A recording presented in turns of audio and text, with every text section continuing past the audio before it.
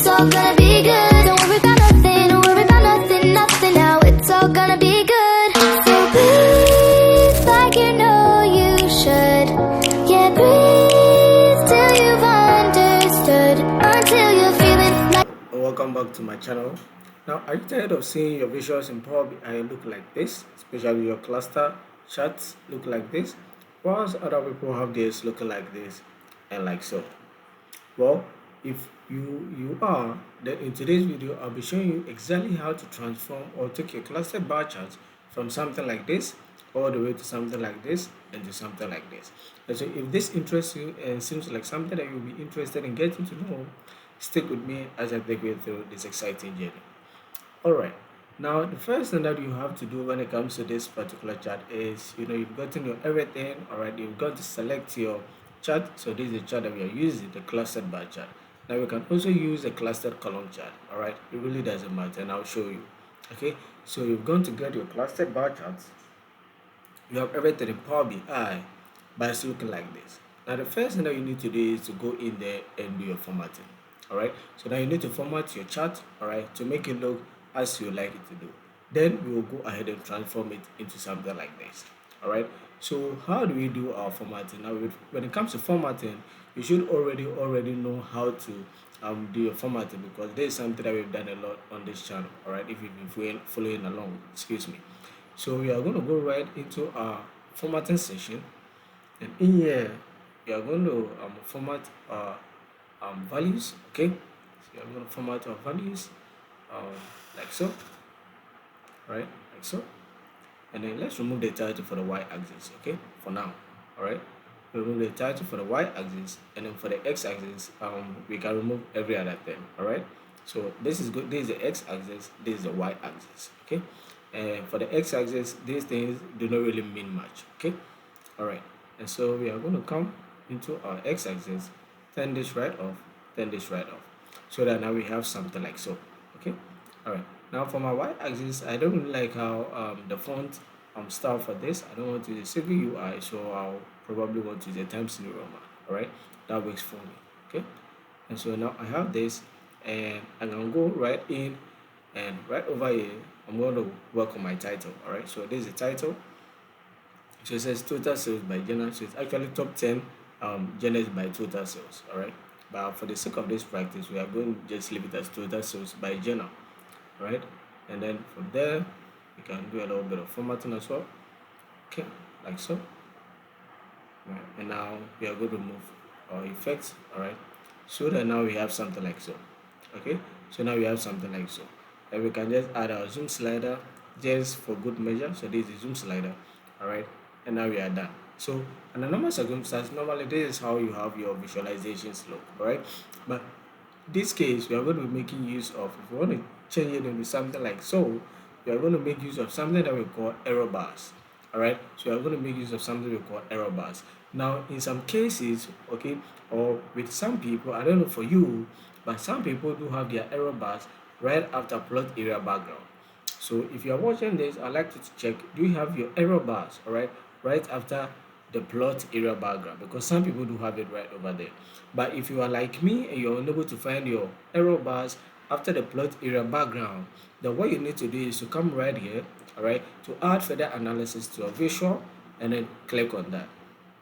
Okay, and so if you click and select that, now you are going to see your error bars right down here. Okay, if you are like me, you are going to see error bars right down here after clicking on this. But most people I've seen have their error bars right after this plot area background. Okay, so if you don't see it here, then you just simply need to come here. All right, so once I come here to my error bars, I'm going to come down here, and what I'm going to see, I'm going to see an upper bound and a lower bound. All right, I'm going to see an upper bound and a lower bound. Now the upper bound is simply going to host the KPI that you're actually looking to show. All right, so whether total sales, count of people, average sales, all over, whatever. So that is what the upper bound is going to host. Now the lower bound is going to host just something, you can just use any other measure. All right, so in this particular case, in my case, I use the zero measure. I use a measure like this. Now it doesn't necessarily have to be 0 equal to 0. You could use dummy, just say dummy equal to 0. You could even use your name measure equal to 0, and then just click on enter. right? Because it's not really any measure that you really be using. Okay, all right. So once that is done, we are going to come right here. Okay, all right. Let's see. I think because I selected it, it just went ahead to do what it wants to do. So I'm going to go back. Excuse me. All right. So this is what we are supposed to have. All right. Okay, and so now that we have that, what we are going to do is that now I'm going to fill in my upper bound with my total sales, because like I said, the upper bound we fill it with the KPI they actually looking to work with. All right, so total sales, count of games, count of people, average sales, marks, whatever that you are with, the KPI that you are working with in that particular project. That is what you fill with under the upper bound section. All right, in the lower bound section you follow with a dummy measure. All right, so it could be zero, it could be dummy equal to zero, like I just showed you. All right, so like I just showed you right over here. All right, so something like so. All right, so this equal to zero. It's really not any big measure. All right, so we are going to take this and we are going to put that in our lower bound. Okay, so we are going to put that in our lower bound. Once we are done there, we are going to have to enable this. So you are going to come here and select enable. And this is what we are going to see right after selecting enable. So it's going to look something like this. Now, once you get something like this, it looks almost fine, but this is not entirely exactly what we are looking to get. All right, we are looking to get something like so. So what do we do right after? So what you are going to do right after is now to come here. All right, go to your bars, your actual bars. All right, so the bars, the blue, that is your actual bars. All right, and so we are going to go to actual bars, click on bars, and what we are going to do is we are going to change the color for the bars, and I'm going to select white so that I can have something like so. All right, so now I have something like so. So the error bars is in the bars, and so it's showing in the bars. Do you understand? All right, and now we'll come back to remove the bar, the bar itself. Or I shouldn't just say remove, but we change the color to white so that we entirely cannot see the bar itself. All right, we can only see the error bars in the bar. All right, so now that I've done this, what I'm going to do is that I'm going to go back to my error bars. All right, I'm going to go back to my error bars, select my error bars. All right, come down here. What I'm going to do is that now for the error bars, this is where I'm going to do my formatting. All right, so what I'm going to do, I'm going to change my error bar color. I want it to be black. All right, I'm going to increase the width. Now you can only increase the width up to a certain level. All right, you can't increase it above a certain level.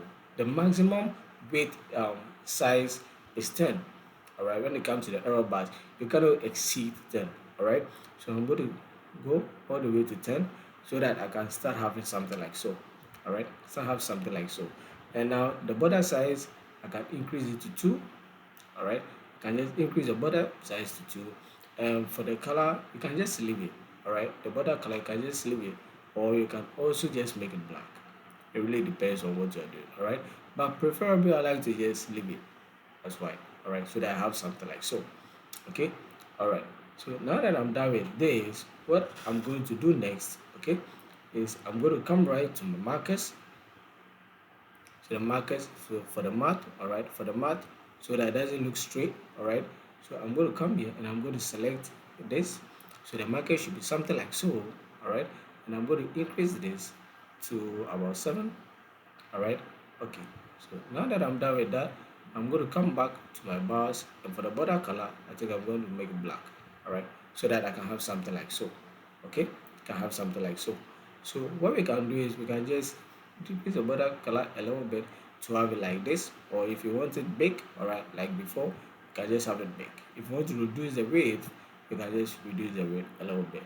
All right, and so that is just simply that. It's as simple as that. And then all of a sudden, we have something like this showing here. All right. Now, there are other things that you can do if you want to go ahead and format. All right. You can just simply go ahead and format. But one other thing I like to point out is that now if you select any of this or hover over any of them, now you can see something like this. And this can be so much confusing. All right. And it's because of the tooltips. So you are going to remove the tooltips from here so that if I come right here, I'm just going to see total cells. All right, I'm just going to see the total sales. And so this is simply how you can transform your clustered bar chart from how it used to be to something like this. Now, not just this, if I'm to copy this, all right, if I'm to copy this and bring it down like so, what I can also do is that if I don't want it this way, this horizontal way, all right, or I don't want it as a clustered bar chart, but I want it as a clustered column chart, I can easily just do that, and this is going to be my. Hello, I'm Meshak here, and still in the course of the video. Just wanted to take a minute and to let you know that if you're a small business owner or someone trying to break into data analytics, hey, you should know that I can help you move faster without confusion. Over here, I offer one-on-one data analytics coaching where I teach you podcast skills in Power BI, SQL, Excel, Python, alright, and business insights tailored to your goals. Whether it's for improving decisions or landing a role, you are at the right place. I also needed to know that I've also created a Power BI beginner ebook that breaks everything down step by step, no jargon, no overwhelming. And so if you are ready to actually understand data and use it with confidence, I'll ask you to check the links right below. I've attached it to my video. Alright, and you can see, so this is my one-on-one coaching where you can book a coaching session with me, and you can get to ask me questions directly, and I can help you to solve any problem that you are looking to solve when it comes to data analytics. You can also find my ebook here, right? And so if there is something that you like, you can simply go in and then you can purchase it, and it's quite affordable, so you can just go in and purchase it, and trust me that you are going to get the value that you are looking for as you buy this book. All right, so without much ado, I digress. Let's move back to the video. So I can simply just do it like this, and this is going to show me my clustered column chart, all right, like so. And so yes, this is how you can transform your clustered bar and your clustered column chart from how we used to something as beautiful and outstanding as this for your Power BI project. And so yes, today's video, I believe this is going to be where we put a stop to, or where we draw the curtains on.